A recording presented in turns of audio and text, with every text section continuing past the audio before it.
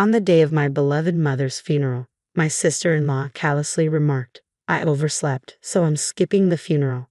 It was a cruel twist after she had coerced my frail mother into spending nearly $200,000 on a new house. Suppressing my outrage, I managed to respond, "Fine, but you'll regret this decision, sis." "I regret nothing. Have a good one," came her dismissive reply before she hung up. After the funeral, when I confronted my brother with something, even his typically gentle demeanor turned to anger. "Lisa, I need your help. We're going to make her pay," he said, his voice laced with fury. My name is Lisa.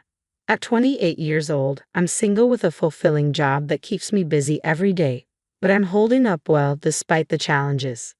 Today, a weekend and a rare day off from work, I returned home to my mother's house after a long absence.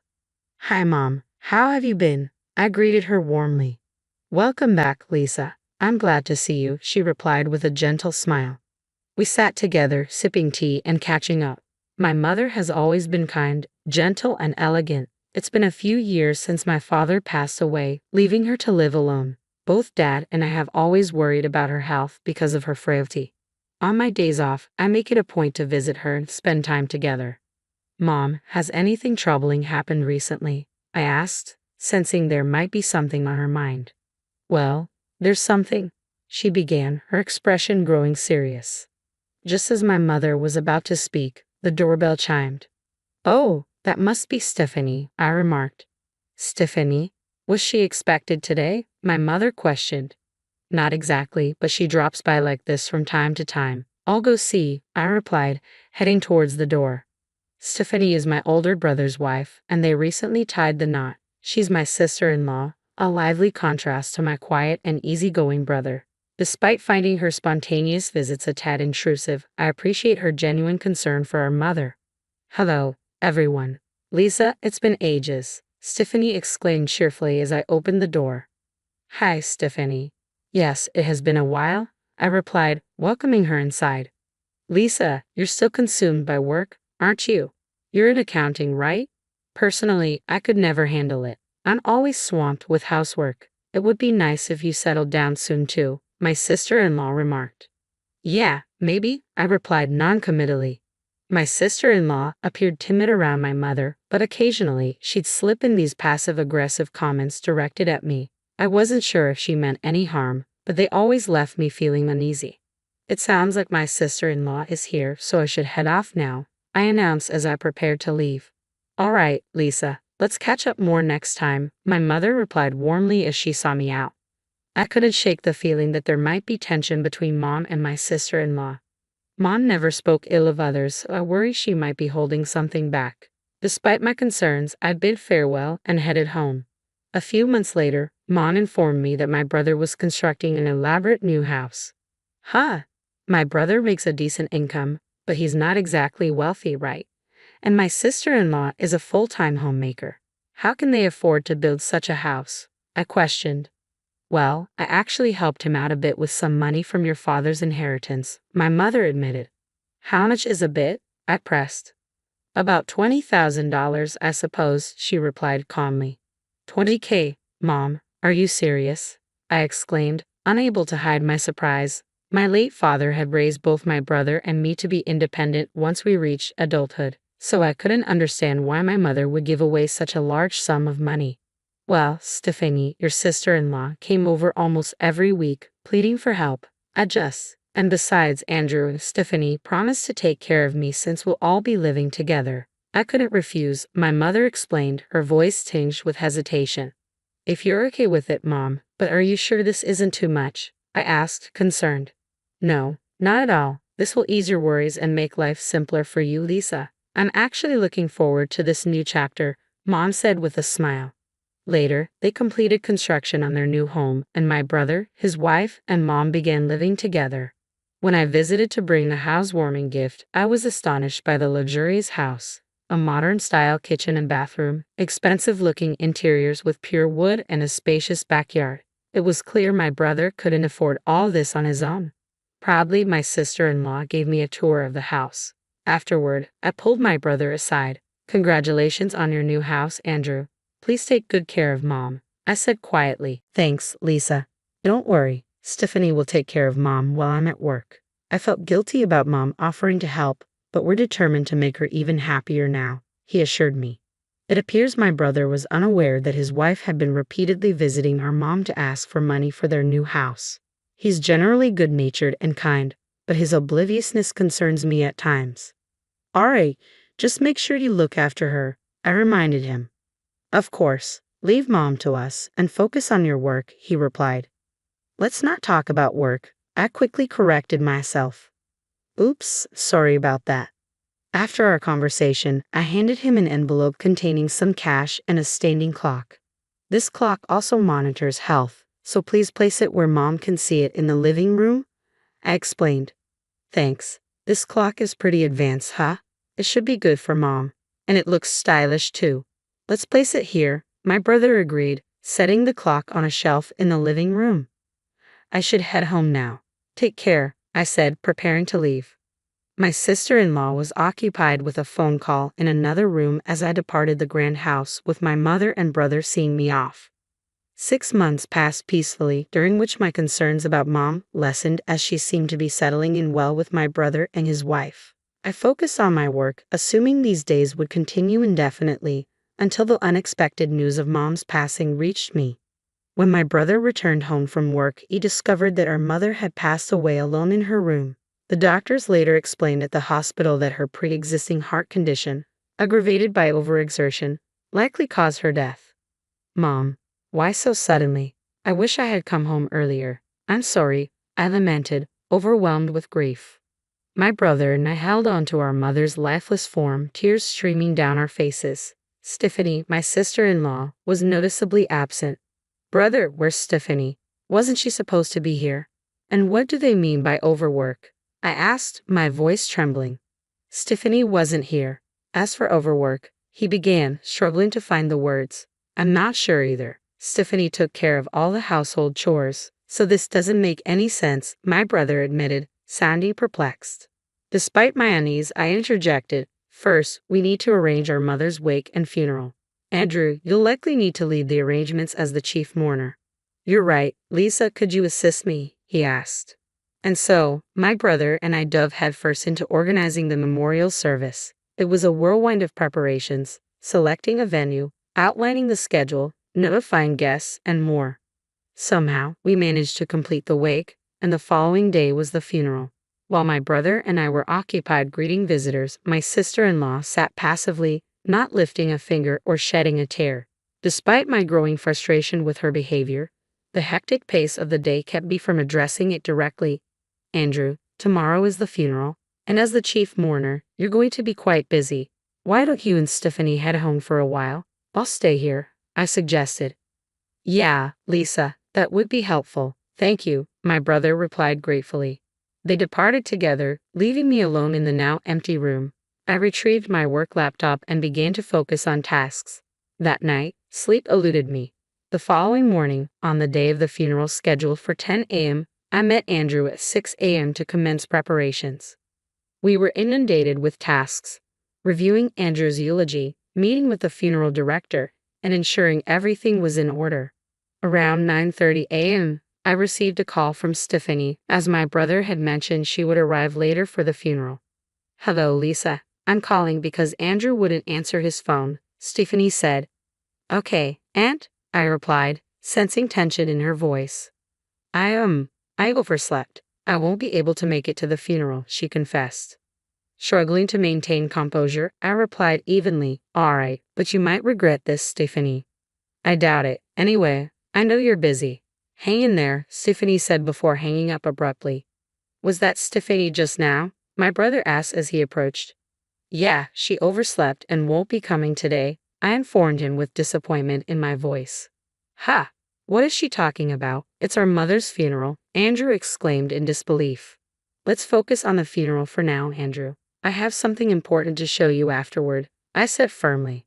We somehow made it through the funeral together, paying our final respects to our mother. Stephanie was conspicuously absent, leaving us both puzzled and frustrated. Lisa, what did you want to show me? Andrew asked as we found a moment alone. Come, take a look at this, I replied, opening my laptop. Confused, Andrew leaned in to see the screen, which displayed the living room of his house. I explained, "This is the clock I gave you as a gift.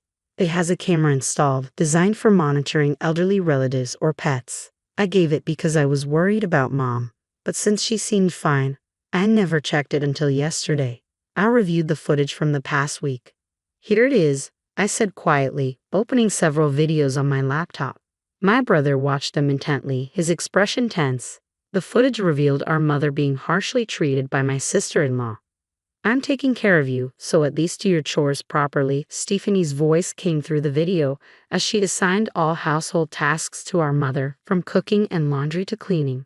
The scenes showed our frail mother being pushed to exhaustion. While she toiled, Stephanie would often dress up and leave the house. In moments captured on video, our mother could be seen clutching her chest in discomfort, reaching for her phone hesitantly but ultimately deciding against making a call. Mom couldn't bring herself to tell us about how Stephanie treated her. She always wanted us to be happy, Mom. I had no clue. Please forgive me. Both my brother and I were in tears, overwhelmed by the memories of our mother. "Lisa, can we watch the footage from the day Mom passed away?" my brother asked, his voice heavy with emotion. "I haven't viewed it myself, but Mom passed away in her room, so I'm not sure if there's any footage of her," I explained, setting the recording to the date of our mother's passing. As we watched, after completing her morning routine, our mother was seen clutching her chest as she made her way to her room. They said she passed away around 2 p.m. The living room remained empty for a while, but as we fast-forwarded the recording, Andrew spoke up. "Hey, look at this. Stop and turn up the volume," Andrew exclaimed urgently. Around noon, my sister-in-law appeared on the camera feed. As we increased the volume, her voice became clear. "Hey, mother-in-law, mother-in-law." Stephanie called out towards my mother's room. When there was no response, she appeared to assume that our mother wasn't home. She then sat down on the sofa and made a phone call. "Hello? Thanks for being there earlier. It looks like the old lady has left without finishing her chores. I wonder what she's up to," Stephanie remarked casually over the phone. It appeared she was speaking to someone she had been with since morning. As I listened to the call's harsh content, I couldn't help but grimace. My sister-in-law continued her conversation. "What if she's dead? That would be something. Then again, I could skip the funeral and maybe go on a trip with Daniel. Opportunities like these don't come around often," she remarked, shocking both my brother and me. The person on the other end of the line was evidently my sister-in-law's lover. Wouldn't it be great if that really happened? I could fabricate a story about domestic abuse from my husband, secure a hefty divorce settlement, and buy this house. Then Daniel and I could live here together. So where would you like to go on our trip? "That's enough," Andrew interrupted sharply. I paused the video, my heart pounding. My usually gentle brother's face hardened, his voice thick with anger. "Lisa, I need your help. We're going to confront her," he declared firmly. I nodded in agreement and immediately made a phone call. The next day, Andrew phoned me while I was at home. "Lisa, she's back. Can you come over?" he asked urgently.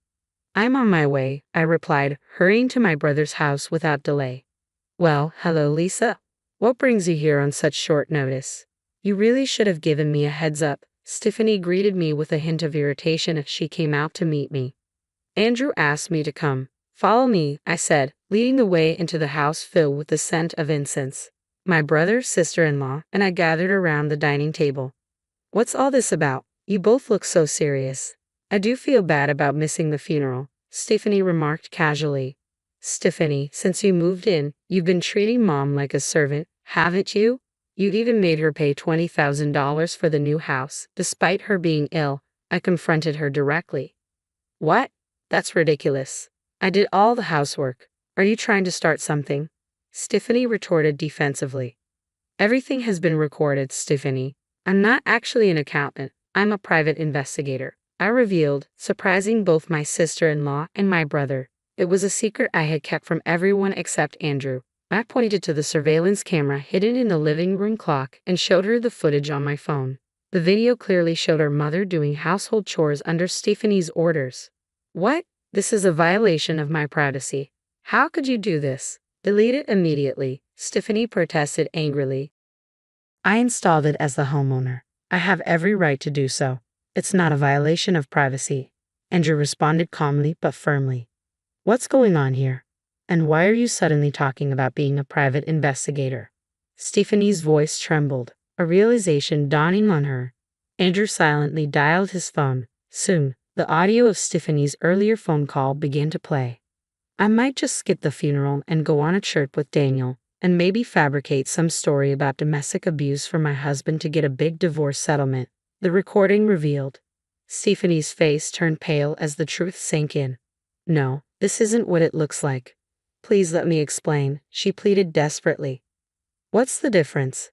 Explain yourself, Andrew demanded, his tone cutting through the tension in the room. My sister-in-law stammered, trying to concoct excuses. He's just a friend. We were joking. There's no cheating going on here, right? Where's the evidence? But there is, I stated calmly, laying out several photos on the table. Each one depicted Stephanie and another man, leaving a resort together, being intimate in their car, and entering a hotel upon their return, undeniable proof of infidelity. What? How did you get these? Stephanie gasped, her face draining of color. You discussed it over the phone, remember? You planned your trip and how you'd spend the night together. I had someone from our company take these photos, I explained firmly. Stephanie recoiled in shock. How could you do this, especially during our mother's funeral? As I calmly laid out the situation, Stephanie's composure began to crack. Oh, enough. What's wrong with all of you? She exclaimed, her voice rising in frustration. There's no way we can continue this marriage, Stephanie, Andrew stated firmly. We're getting a divorce and I'll be seeking alimony. You'll need to move out of this house. Excuse me. Stephanie's disbelief was palpable, causing Andrew and me to exchange a knowing glance. What do you mean? Stephanie demanded, her tone tinged with defiance. I mean, in a divorce, the guilty party often pays compensation, Andrew clarified. What? Stephanie gasped, her earlier confidence faltering as the reality of the situation sunk in. Clearly, you're even more foolish than I realized. It's pathetic. As Lisa said, I'll be seeking alimony from you and your lover, Andrew declared firmly. What? Stephanie's voice trembled with disbelief. And I'm telling you to leave. Don't come back, Andrew continued, his tone resolute. No, this can't be happening, Stephanie protested weakly. I handed Stephanie her suitcase, which she took silently, still in shock. I escorted her to the door and closed it behind her. Turning back to Andrew, I gently placed a reassuring hand on his shoulder. 6 months later, my brother's divorce from my former sister-in-law was finalized. She contested it in mediation, but the evidence my brother presented left little room for argument. It also came to light that she had been recklessly spending from their joint bank account. According to my brother, the divorce settlement ended with minimal division of assets. True to his word, Andrew pursued alimony from both his ex-wife and her lover. The lover, who had planned to live off the substantial alimony from Andrew, was outraged by the unexpected claim and promptly ended the relationship with Stephanie. With no place to go and abandoned by her lover, my ex-sister-in-law now resides alone in an old apartment, making ends meet with part-time work. My brother went through a tough time. He eventually sold the house, feeling disillusioned with marriage, and now lives alone. Seeing him struggle with loneliness, I've been considering introducing him to a kind woman I met through work recently. She's also divorced, so I think they might connect well. With that in mind, I head out today, focus on my work once more.